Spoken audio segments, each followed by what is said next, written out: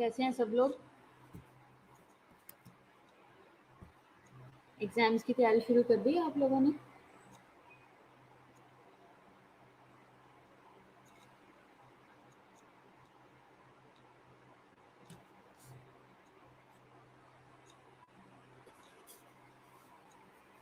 सिद्रा और कौन कौन प्रेजेंट है? अच्छा, एग्जाम्स के लिए मैंने सादिया और सिद्रा, मैंने आप लोगों को डेट बता दी हुई है कि होपफुली आपका जो है वो जुलाई के लास्ट वीक में होगा, और होपफुली 20 तारीख को भी आपका पेपर हो सकता है। ठीक है, तो इसलिए मैम में मेरा और मैम अनीस का अलग अलग दिन होगा, तो हमारे डेज जो हैं वो डिवाइड हुए हुए हैं। मेरा पोर्शन आपने अलग तैयार करना है एग्ज़ाम के लिए। मिड टर्म का आपका एग्ज़ाम हो रहा है, जुलाई के लास्ट वीक में होगा। मैम अनीस का पोर्शन अलग से रेडी करना और मेरा अलग करना है। ये आपको एक स्पेशल फैसिलिटी दी है ताकि आप अच्छे से तैयार कर सको। ठीक है, तो बाकी आप अभी से ही तैयारी शुरू कर दो। ईटीटी वाला टॉपिक उसमें ऐड नहीं है और फर्दर जो हम पढ़ेंगे वो उसमें ऐड नहीं है। इसके अलावा सारे टॉपिक्स जो हैं वो आपके एग्जाम के अंदर आएंगे, जितना कंटेंट हमने अभी तक पढ़ा है। तो अब ऐसा है कि मैं आपको कल से मैं आपको रिवीजन स्टार्ट करवा दूंगी। 1 जुलाई से मैं आपको रिवीजन स्टार्ट करवा दूंगी एग्जाम की, और उसके लिए रिवीजन में मैं आपको प्रीवियस सारे लेक्चर्स दोबारा से करवाऊंगी। ठीक है, क्लियर हो गया सबको? हाँ जी सिद्रा, मैंने बोला है कि मैं रिवीजन करवा देती हूँ। ठीक है, सादिया ग्रुप के अंदर जल्दी से मैसेज करो कि सब लोग ऑनलाइन हो। और कल भी 2 लोग थे, अगर आज 2 लोग हुए तो फिर देखना। अभी आज का लेक्चर होगा सिद्रा, कल से जो है वो रिवीजन ही होगी। तो अभी बाकी सब लोगों को ग्रुप में जल्दी से बुलाओ, हम थोड़ा सा 5 मिनट वेट कर लेते हैं। ग्रुप में मैसेज करो जल्दी से।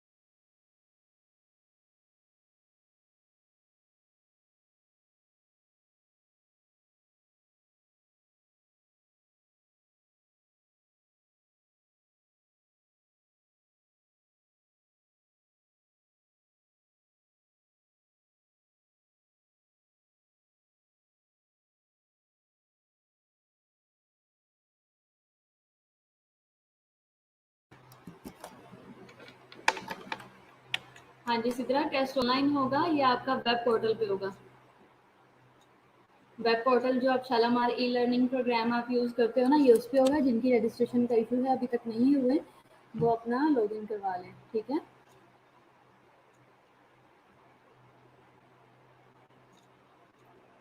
मैंने सादिया अभी अभी आपको बताया कि अलग अलग होगा। हमने अलग अलग इसलिए किया है पेपर, ताकि आप लोगों को के पास अलग अलग मटेरियल पढ़ने का हो और आप अच्छे से उसकी तैयारी कर सको, ठीक है। अब जैसे मैंने इसके काफ़ी सारे टॉपिक्स हैं, मेरे भी काफ़ी सारे टॉपिक्स हैं, और दोनों चीज़ें फिर मैच कर जाएंगी। अब जैसे मैम अनीस हैं, वो पेरिफेरल जितनी भी चीज़ें हैं वो भी करवाती हैं, जैसे कि कोमा और ये वो इस तरह की चीज़ें। और मैं ज़्यादातर करवाती हूँ आईसीयू, और ज़्यादातर करवाती हूँ सीसीयू, हार्ट का ज़्यादा करवाती हूँ। वो आईसीयू में से दूसरी चीज़ें ज़्यादा करवाती हैं, जैसे कि कोमा, फ्रैक्चर और ये वो हर एक न्यूरो, तो वो सारी चीज़ें उसके अंदर करवाती हैं। अच्छा, आज का हमारा टॉपिक है हार्ट फेलियर, ठीक है। अब ये टॉपिक जो है ये आपके कंटेंट में तो नहीं था, जो आपका आप सोच रहे होगे कि हमारा जो टॉपिक वो जो हमारा है मटेरियल सिलेबस है उसमें तो ये नहीं है, लेकिन मैम क्यों करवा रही हैं। हार्ट फेलियर मैं इसलिए करवा रही हूँ कि बहुत सारी जगहों पे जब हम अनेटमी की बात कर रहे हैं और बहुत सारी जब हम डिजीज़ की बात कर रहे हैं, तो वो आपस में इंटरलिंक कैसे हैं और वो फर्दर डैमेज हार्ट को कैसे करवाती हैं, हम इससे रिलेटेड हार्ट फेलियर देखेंगे। और ये आपकी लर्निंग के लिए है। कहीं एमसीक्यूज आपके बाहर से आ जाते हैं, तो या एग्ज़ाम बाहर से आता है बोर्ड का, तो आपको मुश्किल ना हो, हमारे पास मैक्सिमम टाइम है, हम बहुत अच्छी से तैयारी कर सकते हैं, इसलिए मैंने ये इसके अंदर ऐड किया है, ठीक है। हार्ट फेलियर है कि आपने बड़ी दफ़ा सुना होगा कंजेस्टिव हार्ट फेलियर, सीसीएफ, और chronic heart failure, acute heart failure, लेकिन आपको पता नहीं होगा ये होता क्या है।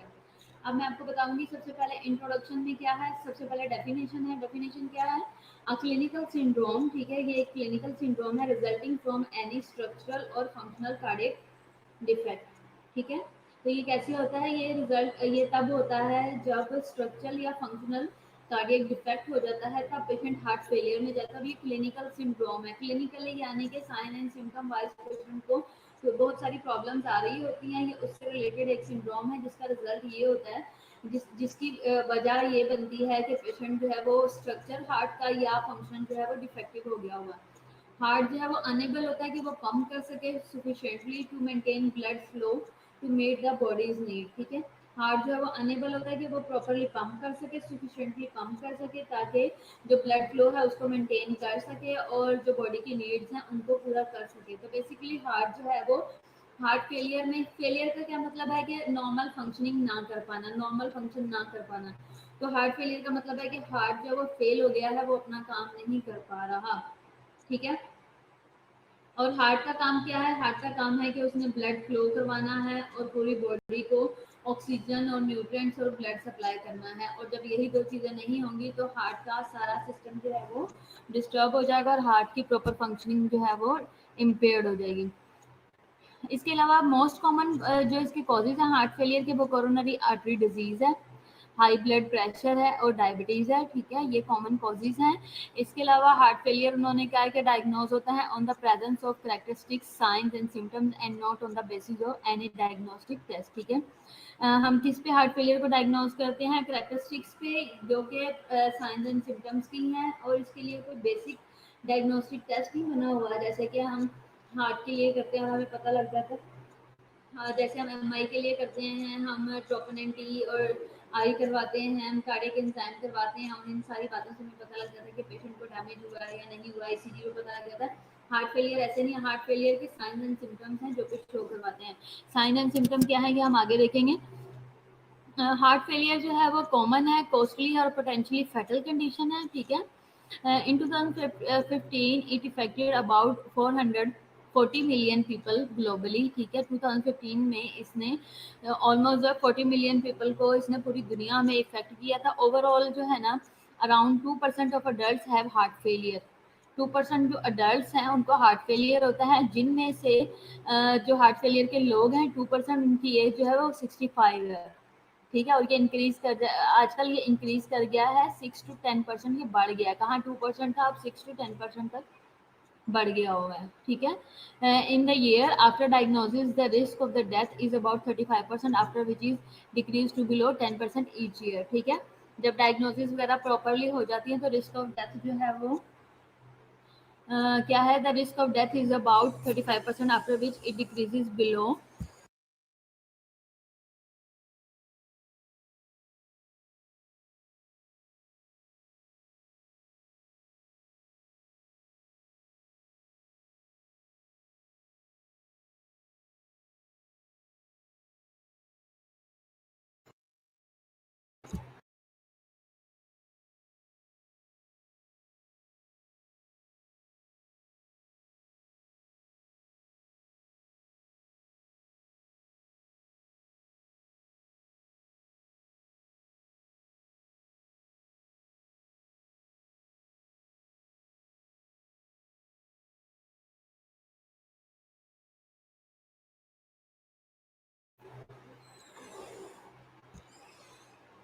कॉमन कॉजेज क्या है हार्ट फेलियर के। और दूसरी बात में मुझे सावन नहीं था उधर, तो मैंने थोड़ा जैसे हाथ से मुंह में उठाया उधर से पता नहीं वो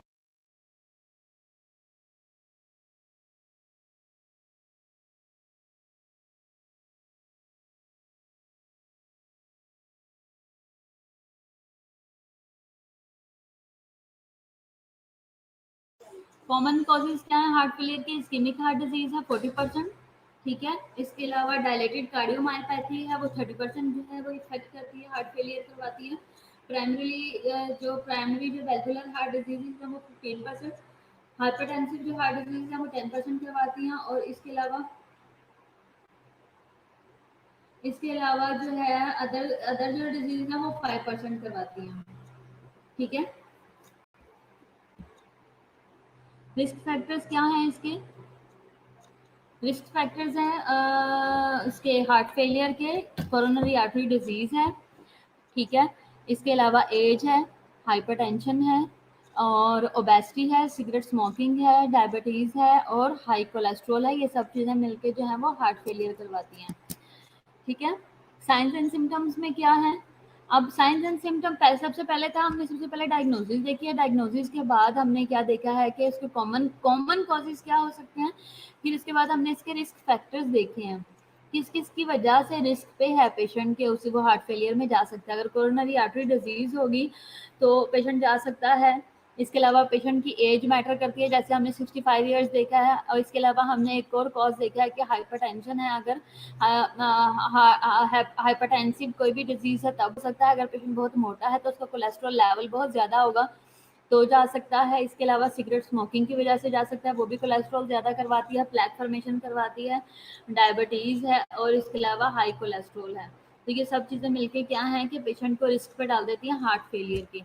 अब हम देखेंगे science and symptoms of heart failure. अब यहाँ पे इन्होंने क्या किया है कि साइंस एंड सिम्टम्स को अलग अलग कर दिया है, राइट हार्ट के और लेफ्ट हार्ट के, ठीक है। राइट हार्ट के क्या है, लेफ्ट हार्ट फेलियर क्या है, डिज्निया ऑन एक्सर्शन होगा लेफ्ट हार्ट पे, ठीक है, और डिज्निया एट रेस्ट होगा।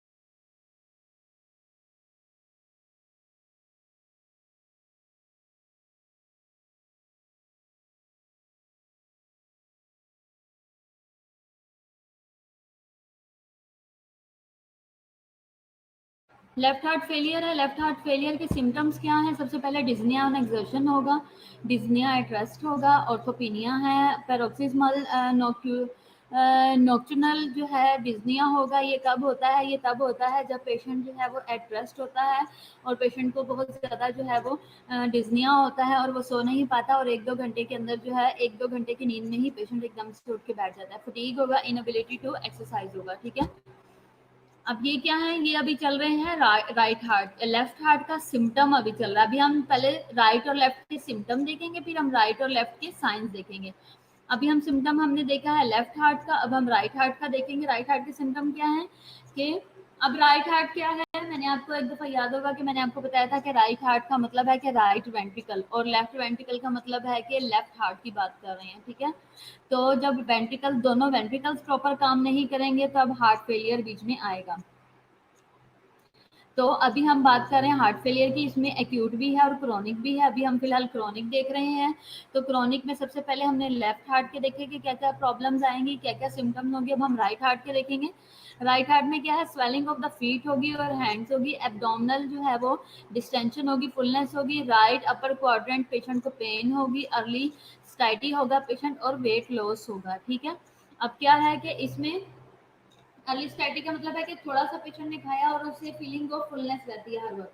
थोड़ा सा खाने से ही पेशेंट ये फील करता है कि मैं हैवी हो गया हूँ, मैं फुल हो गया हूँ, पेट भर खाना भी नहीं खा पाता और उसको फील होता है कि मैंने खा लिया। इसी तरह स्वेलिंग ऑफ फीट वगैरह, एब्डोमिनल डिस्टेंशन और फुलनेस जो है वो बेसिकली यही वजह है कि पेशेंट को जो है वो फीलिंग ऑफ फुलनेस रहती है हर वक्त। इसके अलावा साइंस एंड सिम्टम्स क्या है हार्ट फेलियर के? साइन में सबसे पहले क्या है, लेफ्ट हार्ट फेलियर का अब साइन क्या होगा, इसमें रैलिस के साइन होंगे। ये एक जो है रेस्पिरेशन की एबनॉर्मल हार्ट साउंड है जिसमें क्रैकलिंग साउंड प्रोड्यूस होती है, जैसे कि ये इस तरह की साउंड होती है जैसे कि कोई सॉल्ट जो है किसी हॉट फ्राइंग पैन के ऊपर डाल दिया और वो एक साउंड प्रोड्यूस हो। तो इस तरह के रैलिस के साउंड इसके अंदर प्रोड्यूस होते हैं लेफ्ट हार्ट फेलियर में, जिसे हम जो है वो एलवीएच भी कहते हैं, लेफ्ट वेंट्रिकुलर, एलवीएफ भी कहते हैं, लेफ्ट वेंट्रिकुलर फेलियर भी कहते हैं, ठीक है। प्लूरल अफियन होगा इसके साइन में, डिस्प्लेस्ड एपिकल इम्पल्स होगी, इम्पल्स जो है वो अपनी प्रॉपर प्लेस पे नहीं फील होगी, टेकिकार्डिया होगा। लेफ्ट वेंट्रिकुलर F3 जो है वो मरमर फील होगा, उसमें कहाँ पे माइट्रल रिगर्जिटेशन होगी, नैरो पल्स प्रेशर होगा।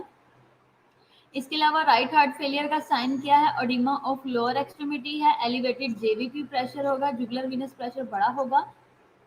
हाँ जी रोनल्ड, मैंने अभी बताया रैलिस के साउंड का, एबनॉर्मल हार्ट साउंड है और ये जो है ये प्रोड्यूस होती है लेफ्ट हार्ट फेलियर में, ठीक है। और ये जो है ये लेफ्ट एबनॉर्मल हार्ट साउंड ही एबनॉर्मल रेस्पिरेटरी साउंड है, ठीक है। और ये क्या होता है कि ये जब स्मॉल एयरवे से जब ऑक्सीजन वो गुजरती है, रेस्पिरेशन गुजरती है, तब ये साउंड प्रोड्यूस होती है। अच्छा, क्रैकलिंग साउंड होती है ये। राइट हार्ट में उन्होंने क्या है कि ओडिमा होगा लोअर एक्सट्रीमिटी का, ये साइन है, पेशेंट आपको देखने में नजर आएगा कि उसको लोअर एक्सट्रीमिटी का ओडिमा हुआ है। जुगुलर वीनस प्रेशर भी उसका बड़ा होगा। इसके अलावा हिपैटो जुगुलर रिफ्लेक्स भी उसका बड़ा होगा, ठीक है। इसके अलावा राइट वेंट्रिकल में जो S3 मर्मर साउंड होगा ट्राइकस्पिड का, ठीक है। ट्राइकस्पिड वेल्व का होगा राइट हार्ट में, और लेफ्ट हार्ट में हमने क्या पढ़ा है कि माइट्रल का होगा, ठीक है। माइट्रल रिगर्जिटेशन होगी और इसमें किसकी होगी, ट्राइकस्पिड की होगी। हिपैटोमेगाली में उन्होंने कहा कि राइट अपर क्वाड्रेंट जो है उसकी टेंडरनेस होगी फील करने से। अब देखो कि यहाँ पे लंग्स जो लीवर है वो दोनों तरफ से इन्वॉल्व है, लीवर इन्वॉल्व है दोनों चीजों में। एक जगह पे हिपैटोमेगाली आया है यानी कि लीवर बढ़ गया होगा अपने साइज में, मेगाली जिस पे लग जाता है मतलब है कि अपने नॉर्मल साइज से बढ़ गया है, एबनॉर्मल साइज हो गया है, एक्स्ट्रा लार्ज। और यहाँ पे उन्होंने क्या किया, हिपैटो जुगुलर रिफ्लेक्स भी बड़ा होगा, तो ये दोनों चीजें इंटरलिंक्ड है आपस में। इसके अलावा असाइटिस भी पेशेंट को होगा, ठीक है।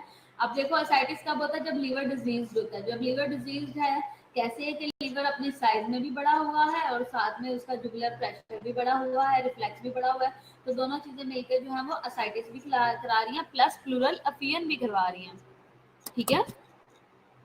साइंस एंड सिम्टम्स में आप देख सकते हो राइट हार्ट फेलियर जो है वो रेड कलर का है और जो लेफ्ट हार्ट फेलियर है वो ब्लू कलर का है। ये हमने यहाँ पे जो है बेसिकली इसको रेड और ब्लू इसलिए किया हुआ है कि हार्ट में जो वेन्स हैं उनके अंदर प्योर ब्लड होता है, आर्टरीज में जो है वेन में प्योर है और आर्टरीज के अंदर इम्प्योर है।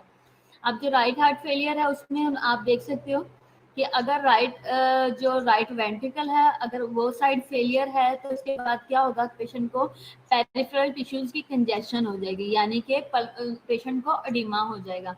जब उसको पेरिफेरल टिश्यूज की कंजेशन होगी तो उससे क्या क्या प्रॉब्लम आएगी, डिपेंडेंट एडिमा हो जाएगा और असाइटिस हो जाएगा। डिपेंडेंट एडिमा कौन सा है, जो कि पीडल एडिमा होता है और पेशेंट को स्पेसिफिक प्रेशर एरियाज में होता है। इससे सेकंड क्या होगा, लिवर कंजेशन हो जाएगी। पेरिफेरल टिश्यू कंजेशन से अगला काम क्या हुआ, डिपेंडेंट एडिमा हो गया और असाइटिस हो गया।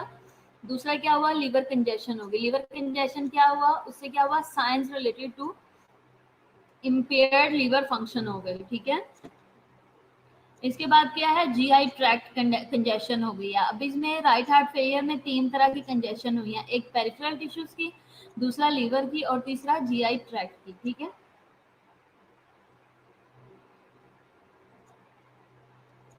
इसके अलावा लेफ्ट हार्ट फेलियर है, ये आप देख सकते हो कि इसमें डिक्रीज हो जाएगा कार्डियक आउटपुट, पल्मोनरी कंजेशन भी। लेफ्ट हार्ट फेलियर में कार्डियक आउटपुट डिक्रीज हुआ, साथ पल्मोनरी कंजेशन हो गई। ठीक है, पल्मोनरी कंजेशन होने से क्या हुआ, गैस एक्सचेंज इम्पेयर हो गया और पल्मोनरी एडिमा हो गया, जैसे ही लंग्स बीच में इन्वॉल्व हुए। इम्पेयर्ड गैसेस एक्सचेंज से क्या हुआ, पेशेंट साइनोज हो गया, साइन ऑफ हाइपोक्सिया आना शुरू हो गया। पल्मोनरी एडिमा से क्या हुआ कि पेशेंट को ऑर्थोपिनिया हुआ, ऑर्थोपिनिया से क्या हुआ, कफ विद फ्रोथी स्पूटम आना शुरू हो गई और प्रोक्सिमल नोक्टर्नल डिज्निया हो गया। ठीक है, तो ये सब चीजें क्या हैं, ये आपस में लिंक्ड है।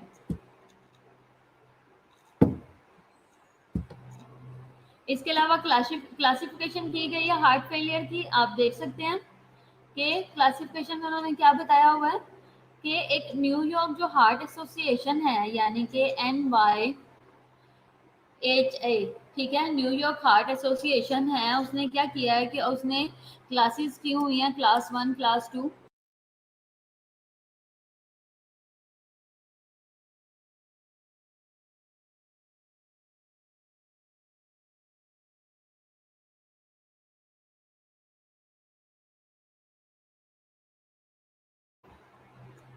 तो क्लासिफिकेशन जो हार्ट फेलियर की है न्यूयॉर्क हार्ट एसोसिएशन की, सबसे पहले क्लास में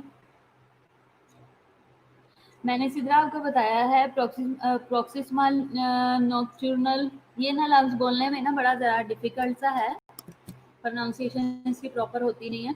तो इसमें ये होता है कि ये पेशेंट को जो है वो स्लीपिंग या रेस्टिंग टाइम में होता है, जब पेशेंट लेटा होता है तो उस टाइम में पेशेंट को ब्रीथ करने में प्रॉब्लम होती है और उसकी वजह से ये होता है कि पेशेंट जो है वो एट रेस्ट जो है वो 1-2 घंटे ही मुश्किल से सो पाता है और उठ के बैठ जाता है, उसको डिज्निया होता है और सांस लेने में बहुत ज़्यादा तकलीफ होती है और फिर पेशेंट जो है वो एसओबी में चला जाता है। ठीक है, और कोई क्वेश्चन?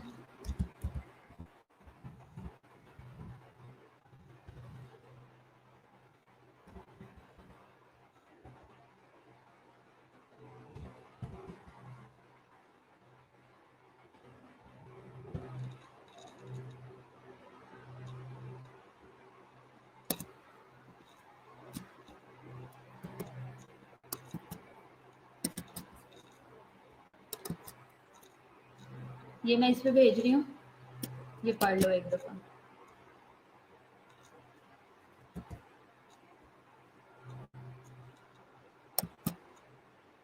ठीक है, ये मैंने साइड पे आपको भेज दिया, इसकी डेफिनेशन आप इसे पढ़ लो, सिद्रा भी और बाकी सारे भी, रोनाल्ड भी, तो आपको फिर इजी हो जाएगा।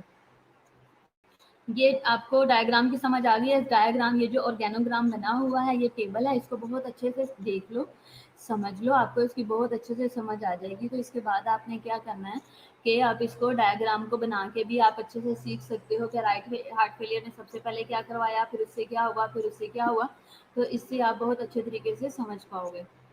ठीक है, क्लासिफिकेशन हार्ट फेलियर की है, सबसे पहले क्लास 1 है, 2 है, 3 है और फिर 4 है। क्लास 1 क्या है, symptoms of heart failure only at levels that would limit normal individuals. ठीक है, इसमें क्या है, जो हार्ट फेलियर के सिम्टम्स हैं वो एट लेवल, ये एक सिर्फ लेवल्स पे होते हैं जो कि लिमिट करते हैं नॉर्मल इंडिविजुअल्स को। ठीक है, क्लास 2 में क्या होता है कि symptoms of heart failure with ordinary exertion होते हैं।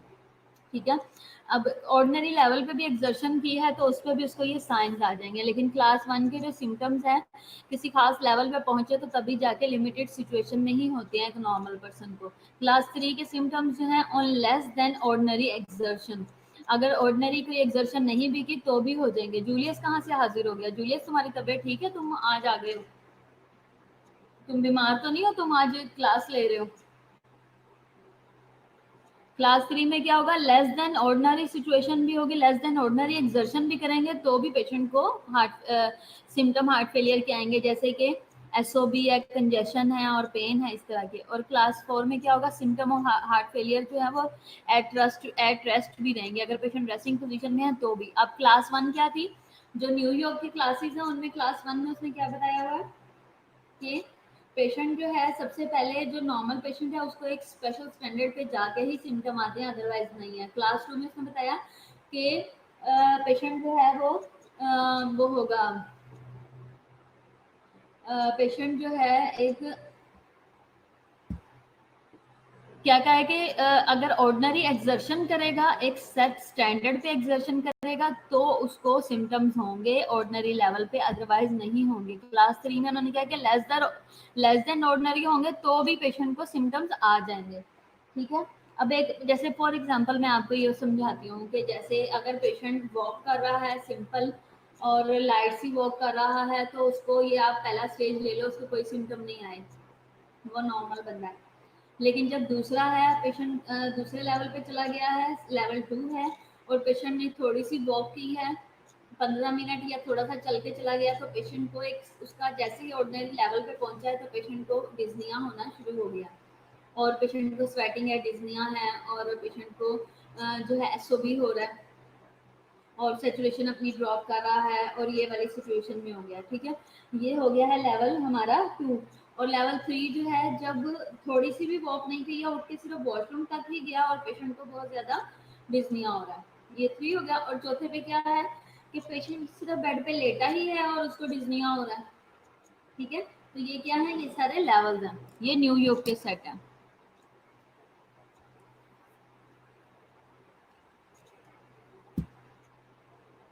अच्छा, जो इसके अलावा अमेरिकन कॉलेज ऑफ कार्डियोलॉजी है और अमेरिकन हार्ट एसोसिएशन है, जिसे हम एएचए गाइडलाइंस कहते हैं, उनके अकॉर्डिंग जो स्टेजेस हैं उनमें क्या है कि स्टेज 1 में high risk of heart failure जो है विदाउट स्ट्रक्चरल हार्ट डिजीज और सिम्टम्स जो है वो स्टेज 1 में हो सकता है, ठीक है।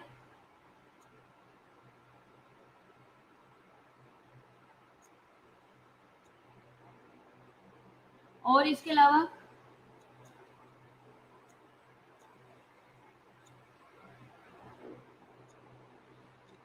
स्टेज 1 में उन्होंने क्या किया, high risk of heart failure without structural heart disease और सिम्टम भी हो सकता है। स्टेज बी में उन्होंने कहा है कि हार्ट डिजीज जो है वो with asymptomatic left heart dysfunction भी हो सकती है, बगैर सिम्टम के भी उसका लेफ्ट हार्ट जो है वो डिस्फंक्शनल हो सकता है। सी में उन्होंने कहा कि प्रायर और current symptom of heart failure भी हो सकते हैं, पहले और बाद में भी, ठीक है, या करंट सिम्टम भी हो सकते हैं हार्ट फेलियर के। डी में उन्होंने कहा कि एडवांस हार्ट डिजीज यानी कि बहुत आगे लेवल पे चली गई है, और सिवियरली सिम्टम और रिफ्रैक्टरी हार्ट फेलियर भी हो सकता है। तो ये क्या है, ये हमें कहा है एएचए ने। तो क्लिनिकल प्रेजेंटेशन हार्ट फेलियर की क्या होगी, शॉर्टनेस ऑफ ब्रेथ, ठीक है, जैसे कि आपको पिक्चर में शो हो रहा है, शॉर्टनेस ऑफ ब्रेथ है, पेशेंट टायर्ड होगा, स्वॉलन एंकल्स होंगे, लॉस ऑफ एपिटाइट होगी, कफिंग होगी, डिजीनेस होगी, एब्डोमिनल ब्लोटिंग होगी और स्लीप डिस्टर्बेंस होगी। स्लीप डिस्टर्बेंस क्यों है कि पेशेंट सो ही नहीं पाता है, 1-2 घंटे सोता ही है तो पेशेंट का सांस फूल जाता है और वो एकदम से उठ जाता है सोते में। और अगर किसी बेचारे के साथ इस तरह की सिचुएशन हो तो आप अंदाजा लगा लें कि वो क्या सो नहीं पाएगा, ये सोच के कि अगर मैं सोया तो मेरा सांस ही ना चला जाए। तो इस तरह के सिम्टम्स हैं। अब ये सारी चीजें तो हमने देख ली, अब हम देखेंगे कि लैब्स अब हम इसके लिए कौन कौन सी करवाएंगे।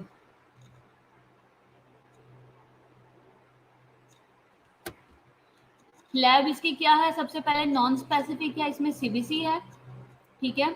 नॉन स्पेसिफिक जो डायरेक्टली हार्ट फेलियर से रिलेटेड नहीं है, जैसे सीबीसी है, सीबीसी में since anaemia can exacerbate heart failure, ठीक है। सीरम इलेक्ट्रोलाइट और क्रेटिनिन हम कराएंगे before starting high dose diuretics, ठीक है। अब हार्ट फेलियर का पेशेंट है और हम उसके इलेक्ट्रोलाइट और जब तक हम क्रेटिनिन नहीं करवाएंगे, हार्ट फेलियर के लिए हमें डायरेटिक्स देने पड़ते हैं। तो अगर हम जब तक हमें पेशेंट के रीनल पैरामीटर्स और इलेक्ट्रोलाइट्स नहीं पता होंगे, हम डायरेटिक्स खुल के दे नहीं पाएंगे। फास्टिंग ब्लड ग्लूकोज हम करवाएंगे, ये भी नॉन स्पेसिफिक है, ये एवेल्युएट करेगा पेशेंट की डायबिटीज मेलाइटिस तो नहीं है, पॉसिबल तो नहीं है। इसके अलावा हमने डायबिटीज कॉज पढ़ा है ना, आपने देखा फिर इसके बाद थायराइड फंक्शन टेस्ट भी करवाएंगे, उससे भी हम देखेंगे, और वायरल स्टडीज करवाएंगे, जैसे कि वायरल मायोकार्डाइटिस सस्पेक्टेड तो नहीं है या कोई अदर डिजीज तो नहीं है। अब जो स्पेसिफिक लैब्स हैं जो कि बिल्कुल हार्ट फेलियर से रिलेटेड हैं, जैसे कि क्रोनिक हार्ट फेलियर है, इसमें क्या होगा, arterial myocytes secretes increase amount of arterial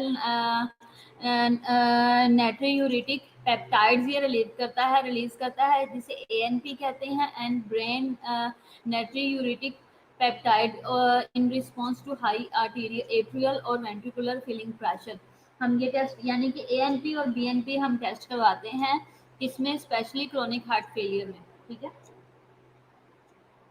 क्योंकि जो एट्रियल मायोसिस हैं वो रिलीज करते हैं इंक्रीज अमाउंट ऑफ एट्रियल, वो इंक्रीज अमाउंट ऑफ ANP और BNP रिलीज करते हैं, तो इसलिए हम ये वाला टेस्ट करवाते हैं।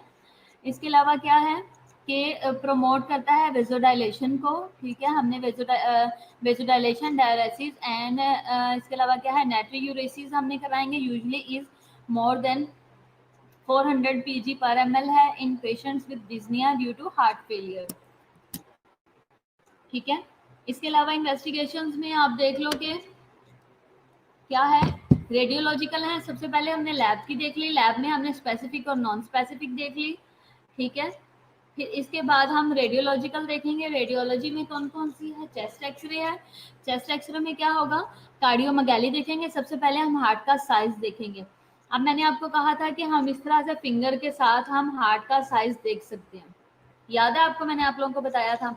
हबीबा क्यों ऑनलाइन नहीं है, सादिया आपको याद है मैंने बताया था, इस तरह से फिंगर से, अब आप इस तरह से अपनी फिंगर को देखो, और अगर हम इस फिंगर को हार्ट के ऊपर रखते हैं, ये जो नीचे जो है वो एक वाज की शेप की एक जो वाइट सा एंगल बना हुआ है, आप देख सकते हो, वाइट गैप है दोनों लंग्स के दरमियान में, ये हार्ट है।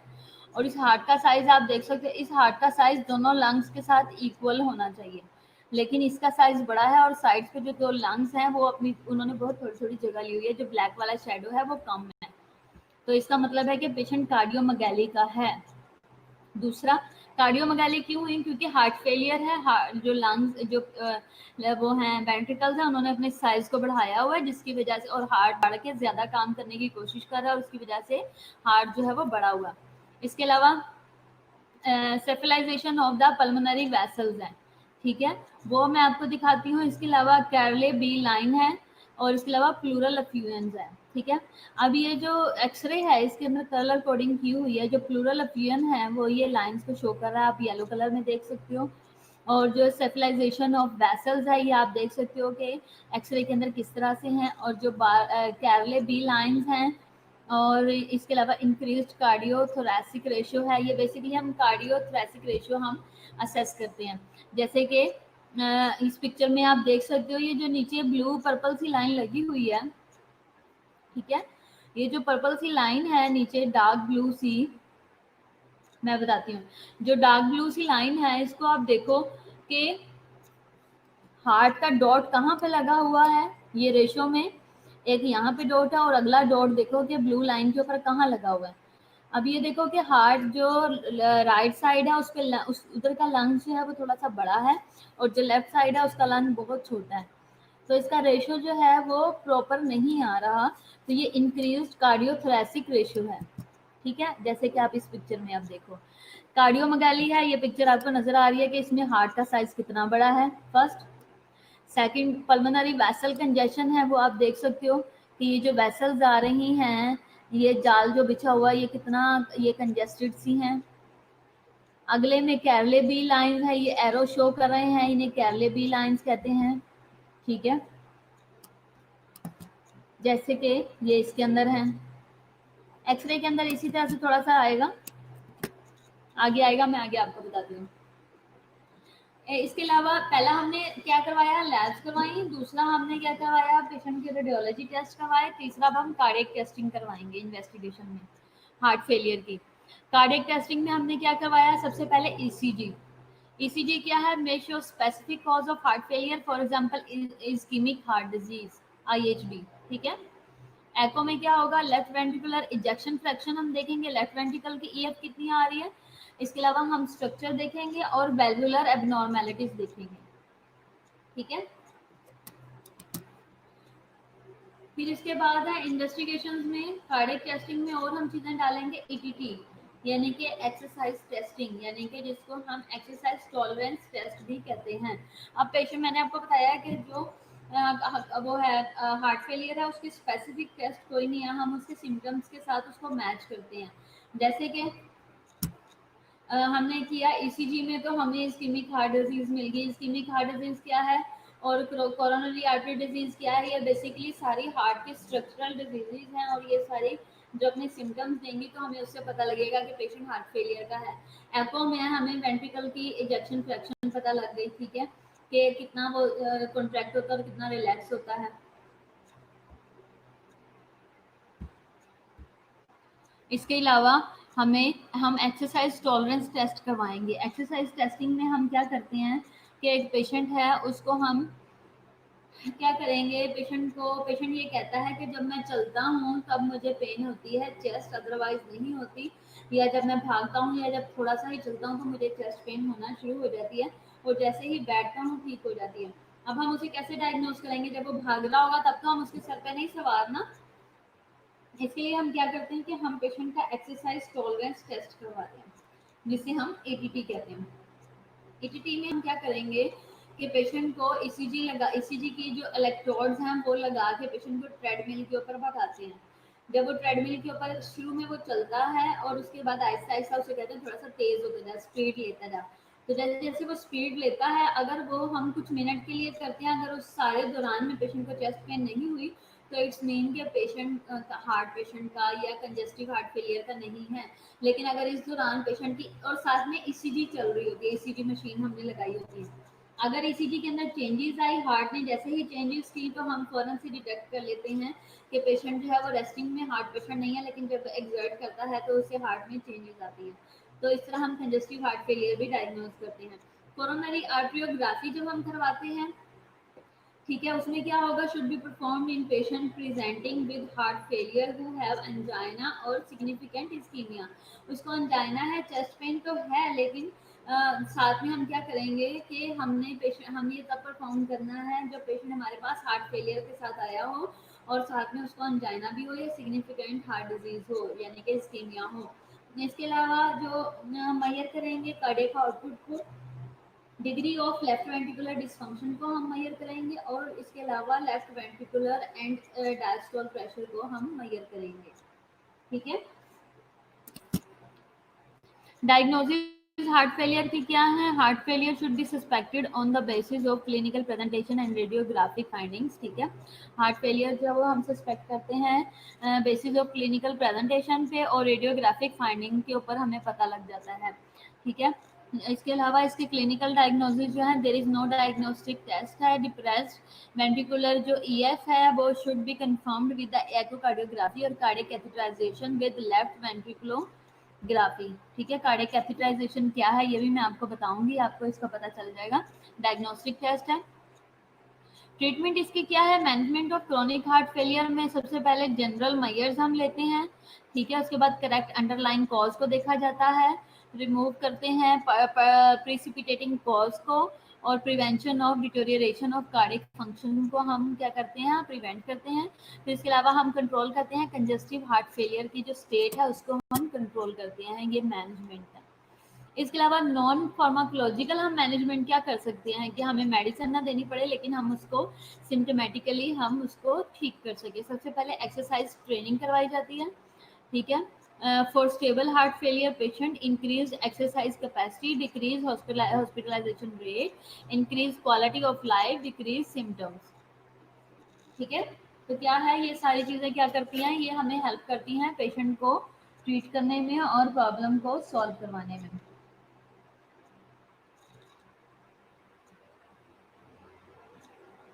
एक्सरसाइज ट्रेनिंग होगी फर्स्ट ऑफ ऑल। ठीक है, for stable heart failure exercise training करवा दी है। ट्रेनिंग आप कैसे करवाओगे कि आप ये देखते हो कि पेशेंट जो है, ट्रेनिंग आपने करवाई कि भाई अगर आप हार्ट फेलियर के साथ आप स्टेबल रहना चाहते हो या स्टेबल पेशेंट्स हैं हमारे पास, हम उसकी एक्सरसाइज की कैपेसिटी को बढ़ा देंगे। हम अपनी अंडर सुपरविजन उसको थोड़ी देर चलाएंगे और फिर देखेंगे कि क्या वो हमारी एक्सरसाइज को टॉलरेट कर पा रहा है, यानी 5-5, 10-10 मिनट्स के हिसाब से उसकी कैपेसिटी को बढ़ाते जाएंगे। तो ये क्या कर देगा, पेशेंट का हॉस्पिटल का स्टे कम करवा देगा और इंक्रीज कर देगा क्वालिटी ऑफ लाइफ को और सिम्टम्स को कम कर देगा। वेट लॉस जो है इन ओबीज पेशेंट्स, हम जो ओबीज है उनका वेट कम करवाने की कोशिश करेंगे, और डाइटरी जो सोडियम है उसकी हम डाइट में रेस्ट्रिक्शन करवा देंगे कि सोडियम ज़्यादा ना लो भाई, आपको सोडियम लेना मना है। फिर इसके अलावा ट्रीटमेंट में नॉन फार्माकोलॉजिकल में हम क्या करेंगे, हम उसको फ्लूइड और फ्री वाटर रेस्ट्रिक्शन करवा देंगे कि आपने बहुत ज़्यादा पानी नहीं पीना, स्पेशली इफ हाइपोन्यूट्रीमिक है। अगर पेशेंट हाइपोन्यूट्रीमिया में है तब हम उसको स्पेशली क्या करेंगे कि हम उसका लेवल जो है वो कम करवा देंगे, तो वाटर इनटेक का लेवल कम करवा देंगे। अब आप देख सकते हैं कि हाइपोन्यूट्रीमिया क्या है कि पेशेंट के जो है पेशेंट में जो है वो सोडियम के लेवल का कम हो जाना, उसे हम हाइपोन्यूट्रीमिया कहते हैं। मिनिमाइज करेंगे मेडिकेशन को known to have deleterious effect on heart failure. Minimise जब हम मेडिकेशन कर देंगे तो इससे क्या होता है कि इससे डेलिटीरियस इफेक्ट होता है हार्ट फेलियर के ऊपर, यानी कि नेगेटिव आइनोट्रॉप्स, एनसेड्स और ओवर द काउंटर जो स्टिमुलेंट्स हैं हम उन्हें क्या करेंगे, कम करवा देंगे। ठीक है, तो उससे क्या होगा कि पेशेंट का जो स्ट्रेस लेवल है वो भी कम हो जाएगा, एसओबी भी कम हो जाएगा। पेशेंट को ऑक्सीजन देंगे और फ्लूइड रिमूवल जो मेडिसिन है जैसे कि डायलिसिस करवाएंगे, थोरासेंटेसिस, पैरासेंटेसिस, और मैंने आपको बताया कि अभी हमने पढ़ा है कि प्लूरल एफ्लुएंट पेशेंट को हो जाएगा, और जो है इसके अलावा असाइटिस हो जाएगा, और पेशेंट को एडिमा होगा। तो इन सब के लिए हमने अलग अलग चीज़ें करवानी है, जैसे कि डायलिसिस है, डायलिसिस हम करेंगे क्योंकि अगर पेशेंट रीनल फेलियर में गया है, थोरासेंटेसिस करेंगे अगर चेस्ट में उसके पानी है, और इसके अलावा हम पैरासेंटेसिस करेंगे अगर उसके एब्डोमेन में पानी है, जैसे कि असाइटिस बन गया है। क्यों हुआ कि जो हिपेटोजुगुलर वो है रिफ्लक्स है वो बढ़ गया है और हिपेटोमेगाली हो गई है, उसकी वजह से पेशेंट को असाइटिस भी हो सकता है, तो हम उसे रिलीव करवाएंगे।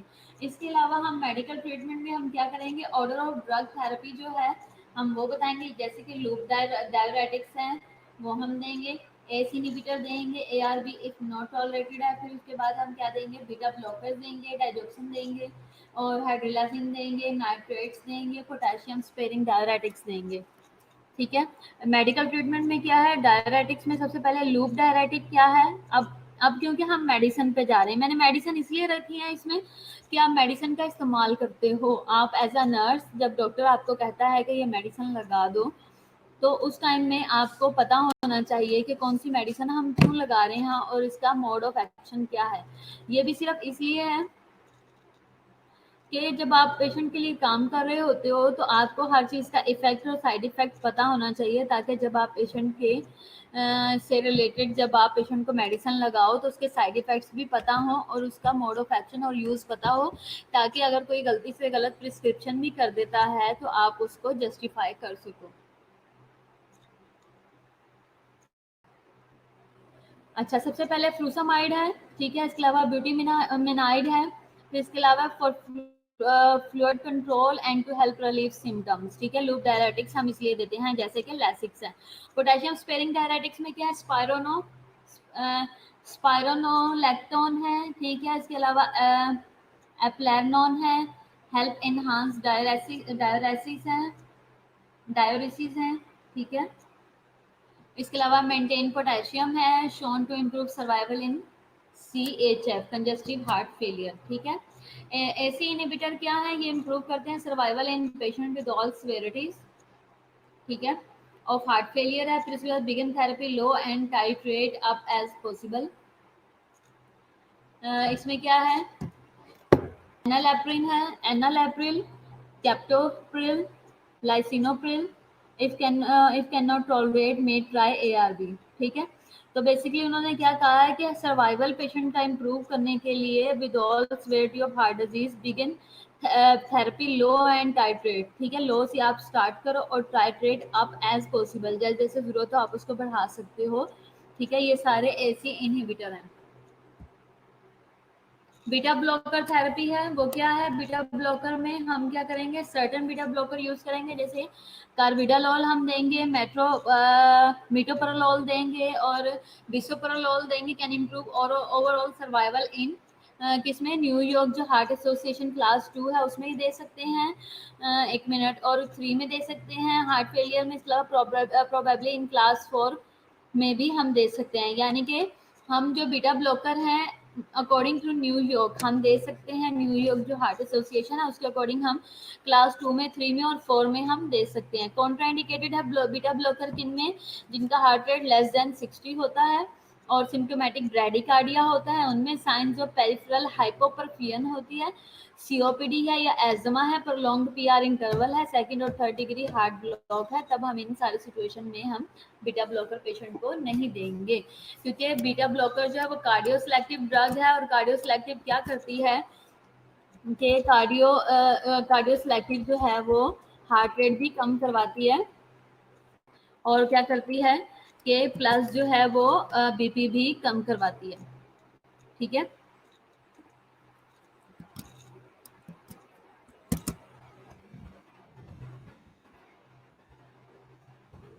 अच्छा, और इसके अलावा बीटा ब्लॉकर आपने कभी यूज करवाई है?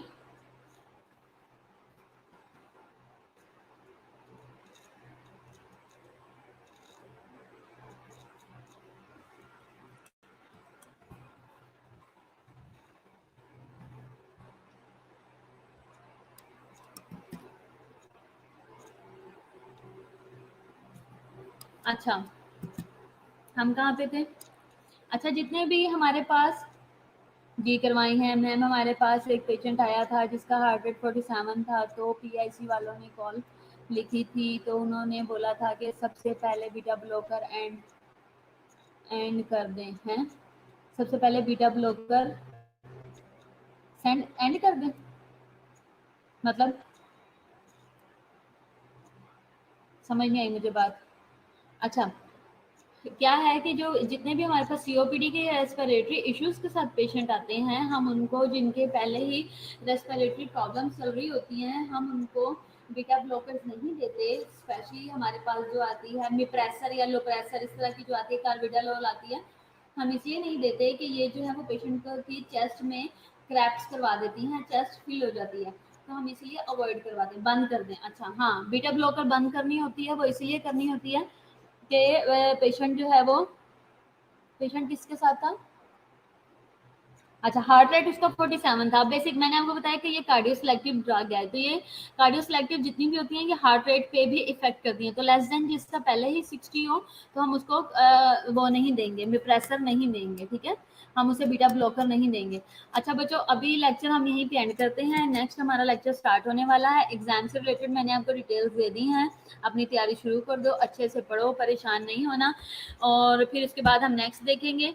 अच्छा, ARB आप पूछ रहे थे, ARB जो है वो है एंजियोटेंसिन रिसेप्टर ब्लॉकर, ठीक है, एंजियोटेंसिन रिसेप्टर ब्लॉकर जो होते हैं उन्हें हम कहते हैं, ये क्या होते हैं ये मैं आगे भी आपको बताऊंगी, हम इसे पढ़ेंगे, ठीक है।